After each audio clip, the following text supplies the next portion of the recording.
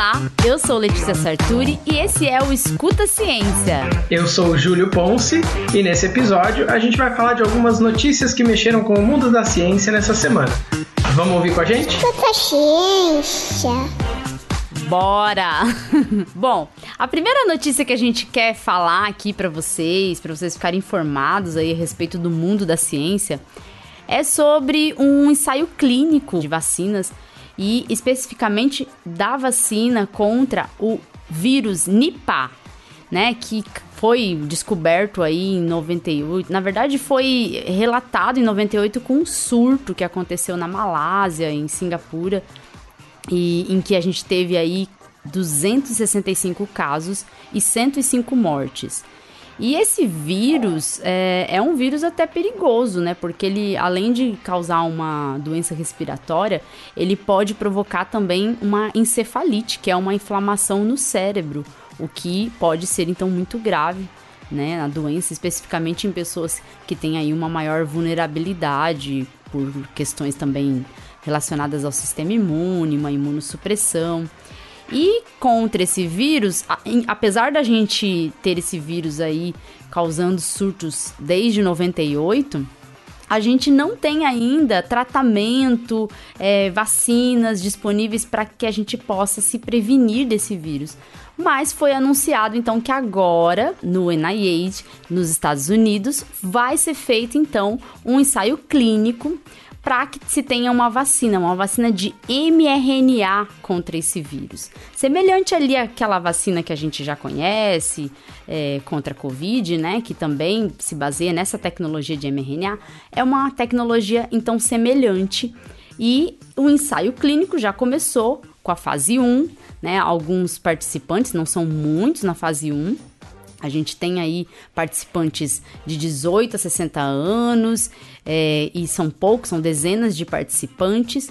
E essa vacina, então, vai ter os primeiros testes, os testes para verificar se ela é segura, para verificar se ela gera mesmo uma imunidade, ou seja, se ela tem capacidade de ter a imunogenicidade, né, que é ativar o sistema imune, gerar uma resposta imune. E uma coisa interessante é que eles vão fazer ainda também uma relação de dose-resposta, né? Eles vão tentar avaliar diferentes doses da vacina nesses grupos para verificar se as quantidades diferentes de vacina poderiam provocar, então, diferentes respostas. Isso tudo é uma notícia de muito alento para o coração, especificamente mais, né, especialmente para os países em que a doença ocorre mais comumente, né?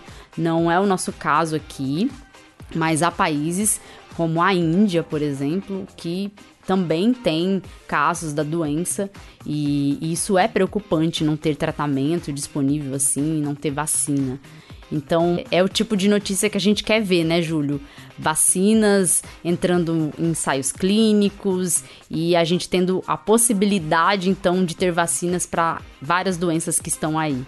É isso aí. E é interessante quando a gente ouve falar desse vírus, porque ele não aparece muito na mídia, né? Ele teve ali um surto controlado, como você bem falou, no final dos anos 90, ele aparece de forma quase recorrente ali no subcontinente sul-asiático, né, na Índia e Bangladesh, e ele tem reservatório natural em animais, né? Ele tem reservatório natural em morcegos comedores de fruta e ele também pode passar para porcos.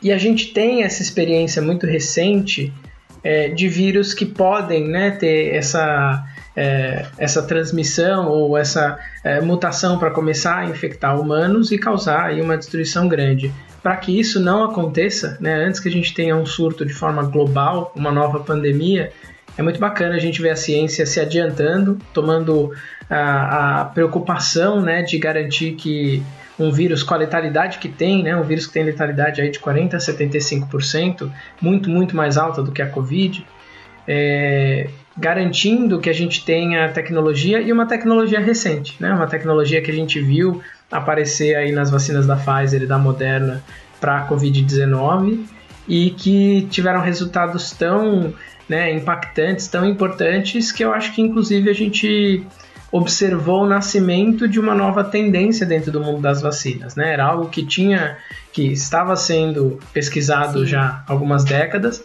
mas a gente viu aplicado em grande escala pela primeira vez durante a pandemia de Covid-19. E a gente pode agora contar com essa ferramenta, mais uma ferramenta da ciência, para combater as doenças. Então, é uma notícia que acho que enche a gente de esperança e enche nós cientistas de orgulho, né, da ciência. Isso, e assim, é legal o que você falou sobre as tecnologias novas de vacina, né? A Covid, ela permitiu, assim, o advento de novas tecnologias de vacina que chegaram para ficar, porque a gente viu que são tecnologias muito eficazes e as vacinas de mRNA contra a Covid foram realmente as vacinas que tiveram, assim, os melhores desempenhos, se a gente analisar de maneira global. E pensando nisso, é uma tecnologia que veio, infelizmente a gente precisou de uma pandemia para que a gente pudesse ter essa descoberta de tecnologia vacinal eficaz e que agora pode ser adaptada para várias doenças, né, como você bem disse. Escuta a ciência. A segunda notícia que a gente quer colocar aqui para vocês envolve uns bichinhos muito fofos. Castores, muito fofos. Isso aí.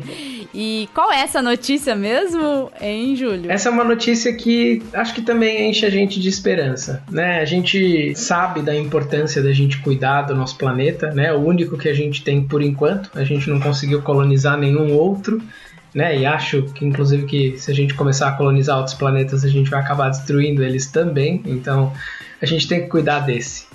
E alguns pesquisadores no estado do Oregon e no estado de Washington, né, eles avaliaram o seguinte: se eles realocassem famílias de castores para uma área de um rio, será que eles teriam algum tipo de impacto ambiental? E eles levantaram essa hipótese. Por quê? A gente sabe que os castores, eles se organizam, né, dentro de famílias, dentro de clãs, e eles têm uma característica, né, justamente por passarem bastante tempo dentro da água, mas serem animais também que circulam ali pela terra, eles têm justamente essa interação com o rio e com as partes em volta. E eles são animais que constroem, né, que pegam ali gravetos, que de certa forma alteram ali aquele ambiente para ficarem mais confortáveis. E daí o que eles queriam ver é se essas pequenas represas, né, os pequenos laguinhos que os castores constroem na natureza, se eles poderiam ter impacto em uma área já atingida pelo aquecimento global. E o que eles perceberam foi o seguinte: eles pegaram de 2014 a 2016, pegaram 69 castores e tiraram de uma área mais baixa, colocaram numa área mais alta de onde fluíam os rios, né, em 13 lugares diferentes do rio Skykomesh. E eles colocaram em alguns lugares onde já tinha ação, né, onde já tinha presença anterior de castores e onde não tinha. E daí o que eles perceberam em 5 lugares, né, em 5 pontos em que eles observaram que os castores modificaram aquele ambiente, eles fizeram alguma construção que resistia ali às intempéries, né, eles fizeram 14 represas nesses 5 espaços. Eles conseguiram, de certa forma, represar, segurar a água no ponto mais elevado do rio, 20 vezes mais do que os lugares em que não tinham ação desses castores. E isso fez com que as águas ficassem mais retidas e mais geladas por mais tempo. Isso fez com que a temperatura da água no ponto mais baixo, né, então de deságua ali do rio, caísse em média 2,3 graus Celsius, né? E quando a gente não tinha a alteração dos castores, ela caiu só por 0,8, né? Então aí quase 3 vezes mais, se a gente for avaliar. E é interessante, né? Por que eu acho que é bacana essa notícia?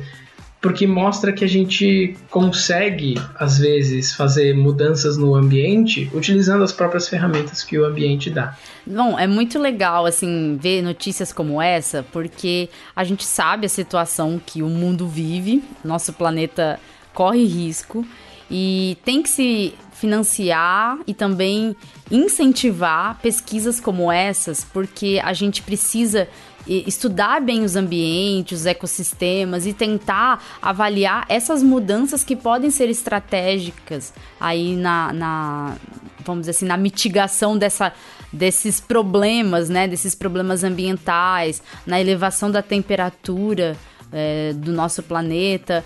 Hoje em dia a gente sabe que o nosso sistema econômico acaba atrapalhando um pouco a preservação ambiental. A gente sabe disso, inclusive falamos um pouco disso no episódio do Pantanal. E esse sistema econômico está instalado no mundo, é um fato. A gente não tem como lutar contra isso, mas a gente pode melhorar os ecossistemas e tentar lançar mão de estratégias como essa, né, que poderiam, então, ajudar no ambiente. Qualquer estudo que envolva os cientistas buscando melhorar essa relação nossa com o clima, né, pode favorecer, sim. A gente precisa de mais estudos como esses. E é muito interessante porque é uma estratégia, assim, tão pequena, se for pensar, que já altera uma temperatura e pode, então, ser exemplo para o resto do mundo, para que busquem-se novas estratégias como essa. Eu acho que a gente está precisando muito disso. A ciência tem que focar também um pouco nisso, né? Já que a preservação ambiental está tão difícil. O que é interessante também, já que a gente está falando disso, de calor, né? Você tá aí no calorão, o Júlio tá suando nesse momento. Tá 32 graus aqui. Nossa, não tá bebendo uma cerveja. Não, tô bebendo suquinho, mas é por causa do horário da gravação. Os ouvintes saibam que a gente tá gravando com fuso horário só pra garantir que o episódio da semana vai sair. Mas terminando o episódio eu vou provavelmente abrir uma cervejinha gelada assim. Boa, eu concordo. Se eu tivesse uma aqui eu faria o mesmo. Mas tá frio aqui não tá calor.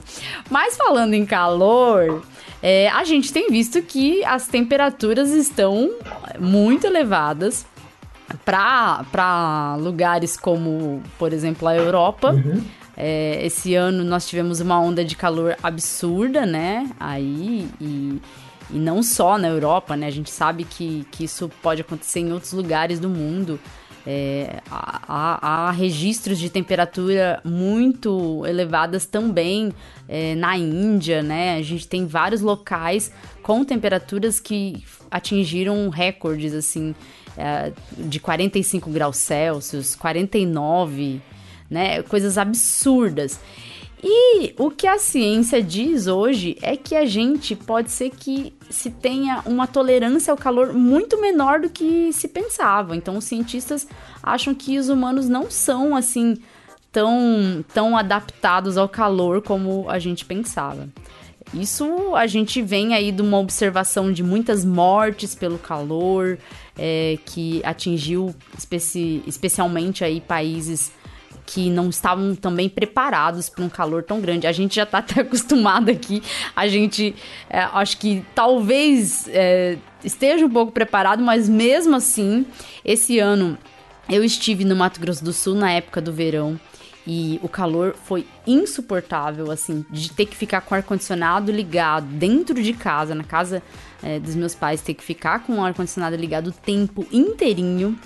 Mas, assim, há uma justificativa, né? A gente tem todo um preparo do nosso organismo, toda a nossa fisiologia é adaptada para tentar controlar a temperatura corporal no calor, mas chega um ponto que isso pode entrar numa exaustão.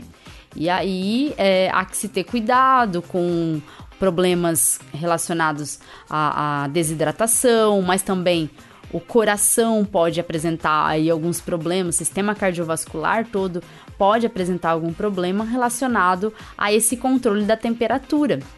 Porque a gente pode fazer isso, né? O nosso corpo é adaptado para fazer controle de temperatura, mas em temperaturas muito extremas, nosso corpo pode sim entrar em colapso e ter esses problemas relacionados, por exemplo, a óbitos, né? Esses casos mais graves relacionados ao calor, né, Júlio? E a gente consegue até mensurar isso pela questão do suor, né? A gente muitas vezes, Sim. quando tá com calor, tá numa situação desagradável, a gente tira o suor da pele porque incomoda, mas na verdade o suor estando na pele, ele evapora, ele tira, né, um pouco de calor do corpo para poder evaporar, e isso faz com que diminua um pouco a temperatura, né, que garanta ali aquela homeostase que a gente tanto fala, aquele equilíbrio para a gente conseguir sobreviver. O problema que as pessoas estão observando agora é que quando a gente está numa situação de umidade um pouco mais alta, esse suor demora mais para evaporar. Por quê? Já tem um pouco de umidade no ar, né? Então demora mais para essa umidade conseguir passar para o ar. Né? Agora, quando a gente está numa situação de secura, né? Então faz muito tempo que não chove, a gente teve alguma alteração climática, faz calor e a gente não tem umidade, esse suor evapora super rápido. E com essa rapidez ele não tem tempo de diminuir tanto a temperatura, ele controla a temperatura por muito menos tempo, né? E tem um impacto muito menor. E isso faz com que a gente tenha problemas em relação à saúde por causa do calor, muito piores em situações sem umidade. E a gente então está vendo, quando a gente fala, né, dessas mudanças climáticas globais, a gente não está falando só de aumento de temperatura, a gente não está falando só de aumento de eventos climáticos extremos, a gente está falando da complexidade do clima como um todo, com inclusive a dificuldade de a gente ter os mesmos ciclos de chuva, os mesmos ciclos de evaporação, os mesmos ciclos de correntes, né, tanto de massa de ar frio quanto de massa de ar quente, tudo isso fica alterado. Isso faz com que a gente esteja numa situação, né, como você bem pontuou, a gente teve lugares aí no mundo esse ano que já marcaram 49 graus e meio, né? A gente está falando do Paquistão, que é um lugar que a gente imagina que é calor, mas 49 graus e meio é demais, né? É muito absurdo, absurdo. Então, assim, a gente pode até falar que a gente tem regiões que estão mais acostumadas com o calor, o que é uma verdade. Mas mesmo essas regiões estão passando dos limites aos quais elas estavam acostumadas antes, né? Então, cria-se um problema geral, um risco geral, né? E eles tinham avaliado anteriormente que se a gente está falando do quanto o organismo humano aguenta de calor, seria, se a gente estiver falando de temperatura, como que eles chamam de temperatura de termômetro úmido ou de bulbo úmido, né? Que é medir garantindo ali que tenha uma avaliação também da umidade do espaço. Que os indivíduos aguentariam até 35 graus numa situação assim, né? Por tempos prolongados. Que é bastante alto, mas a gente, como eu falei, tem a questão da umidade. Só que numa situação sem umidade, né, eles fizeram uma avaliação de 24 pessoas, né, 2 dúzias de pessoas de 18 a 34 anos, controlando as variáveis climáticas. Né? E eles fizeram, na verdade, é interessante a forma como eles fizeram essa avaliação, que seria as pessoas fazendo atividades como se elas estivessem do lado de fora, mas atividades mínimas, não fazendo crossfit, não jogando uma partida inteira de vôlei, uma coisa tranquila. Então, andar numa esteira como se estivesse caminhando, ou pedalar numa bicicleta, mas sem resistência. Então, não é como se estivesse subindo um morro, né? E eles perceberam que se tiver seco o tempo e tiver, né, com temperatura elevada, o limite de temperatura que as pessoas aguentam é de 25 a 28 graus, que não é tão alto, né? Então, o que a gente... não é nada. O que a gente retira, então, dessa informação, né? Que a gente tem que se preocupar com temperatura, mas a gente tem que se preocupar também com umidade. E quando a gente fala de aquecimento global, a gente pode ter um problema que envolva os dois, né? Então, não adianta só a gente dizer, mas o ser humano está acostumado. Não está acostumado em situações de baixa umidade de maneira alguma, né? Que é o que tem acontecido, né? Assim, se a gente pensar, por exemplo, regiões... aqui em São Paulo, o recorde de tempo seco, acho que está sendo esse ano também. Porque dificilmente o ar está com boa qualidade, dificilmente a gente não tem que usar um umidificador em casa, dificilmente. E em regiões, por exemplo, que eu já conheço, né, regiões como o Mato Grosso do Sul, em que a cada ano tem mais e mais campos entregues ao agro, né, campos ali cheios de plantações, o calor e a secura têm sido muito, muito, muito extremos, assim, sabe? Eu tenho observado que o tempo seco lá tem prejudicado, inclusive o próprio agro, né? O que é pior, né? Porque precisa de chuva para plantar também, né? E aí, esse tempo seco com a elevação de temperatura, além de resultar, lógico, em queimadas de muitos locais, né? Mas resulta também, né, em problemas para os próprios seres humanos, né? O que a gente sabe, mas parece que a gente tenta fugir um pouco disso. Pois tá tudo interligado. A gente não pode pensar num problema como um problema isolado. É só a gente comprar um ventilador para todo mundo e tá resolvido. Não vai funcionar, né? A gente tem que pensar em estratégias que consertem as coisas de uma forma global, já que a gente está estragando as coisas de uma forma global também. E a coisa tá tão fora do comum que no artigo aqui que eu tô vendo, né, justamente sobre essa informação das ondas de calor, eles fizeram um levantamento, porque assim, a gente espera ondas de calor, né, ou limites altos de temperatura durante o verão, né? Então, tá no meio do verão, já é uma época mais quente, em que a gente tenha aí alguma alteração que realmente faça né, com que a gente tenha um período de temperaturas mais elevadas do que a média, como era de se esperar. E eles viram que nos anos 60, lá nos Estados Unidos, a primeira onda de calor que tinha, sem pensar em intensidade, tá? Só pensando em tempo, entre a primeira e a última, era questão de 22 dias. Quer dizer, a gente tinha um período ali de menos de um mês em que as pessoas tinham que lidar com temperaturas extremas.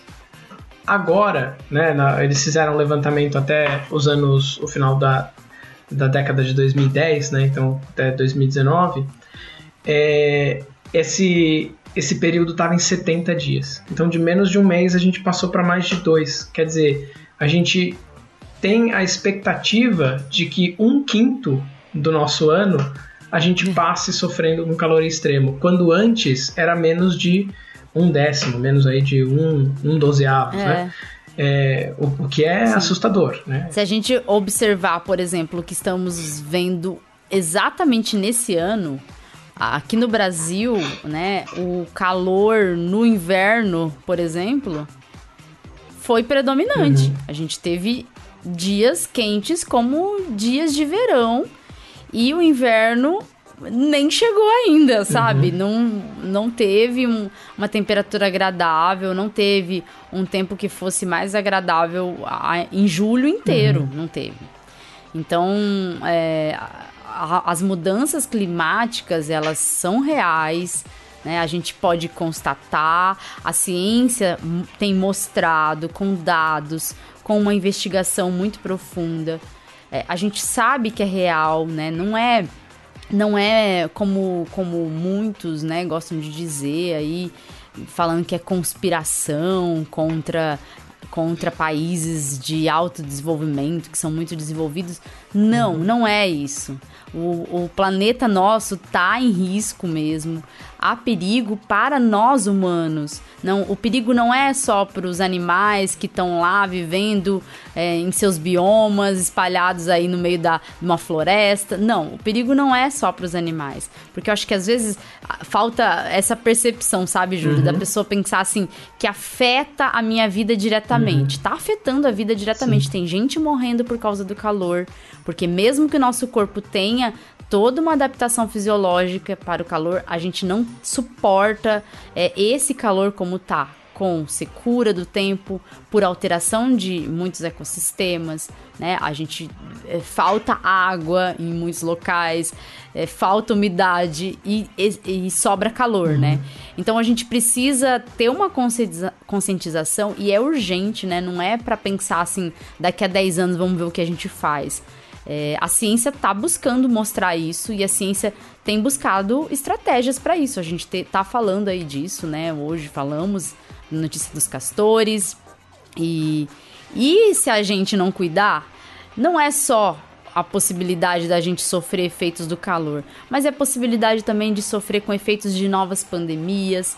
Essa questão da preservação ambiental também afeta o aparecimento de novos patógenos, novos vírus, bactérias que estão, vamos dizer assim, entre aspas, escondidos no meio desses biomas, usando animais selvagens como reservatórios, isso tudo pode vir à tona, né, com essa falta de preservação ambiental. Isso aí. É problema de todos nós, né? A gente tem que cuidar. E é a nossa casa, né? A gente tem que pensar que não adianta a gente jogar lixo no quintal do vizinho, porque vai juntar mosca e a mosca vai vir na nossa casa também. Então não adianta a gente falar, exatamente, olha, o problema do animalzinho que tá vivendo lá no Pantanal, da tartaruga que tá morrendo na praia, não é problema meu porque eu moro na cidade.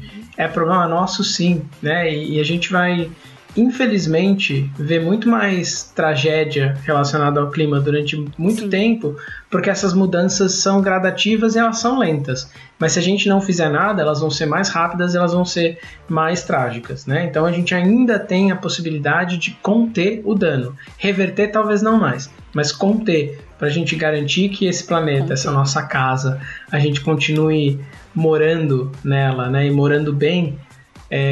A gente tem essa responsabilidade, eu diria. Escuta ciência. Bom, a gente vai ficando por aqui, né, Júlio? Porque eu acho que a gente já conseguiu falar das notícias, já conseguiu reclamar um pouco, chamar a atenção de você aí que não tá nem aí pro clima, pra você também olhar pro clima. Vamos lá, vamos pensar em novas possibilidades de atividades também que sejam mais sustentáveis, né? Tem tanta coisa que a gente pode fazer aí e escutar, né, de fato, a ciência. É isso aí, a gente conseguiu apontar aí que a ciência traz respostas com vacinas, traz respostas com castores, mas traz também muita responsabilidade para os seres humanos, né? Então, cada um fazendo a sua parte, eu acho que a gente consegue ter um mundo melhor. Gente, a gente vai ficando por aqui, então tchau, tchau e até o próximo episódio. Tchau, tchau. Escuta ciência. Ei, ouvinte, não vai embora ainda não. Você sabia que agora você pode apoiar o Escuta Ciência? Sim, nós criamos um Apoia-se para o Escuta Ciência. Você poderá nos ajudar a ampliar nosso trabalho e custear os gastos que temos para semanalmente colocar o Escuta Ciência no ar. Você pode nos apoiar com valores a partir de R$2. Viu? A gente nem tá pedindo muito. E ainda terá recompensas que incluem dar pitacos no podcast, sugerir temas, um grupo exclusivo para apoiadores, episódios exclusivos e até sorteio de brindes com temas científicos. Entra no link do Apoia-se que está na descrição do episódio. Esse link aqui, apoia.se/Escuta a Ciência Podcast, tudo junto e sem acento. Apoie nosso trabalho. Fazemos isso por amor e dedicação, mas queremos fazer cada vez melhor para você, por você. Seu apoio é importante. Se você não puder apoiar com dinheiro, não se preocupe. Nos ajude divulgando o Escuta a Ciência. Obrigada por acreditar que a ciência deve ser escutada.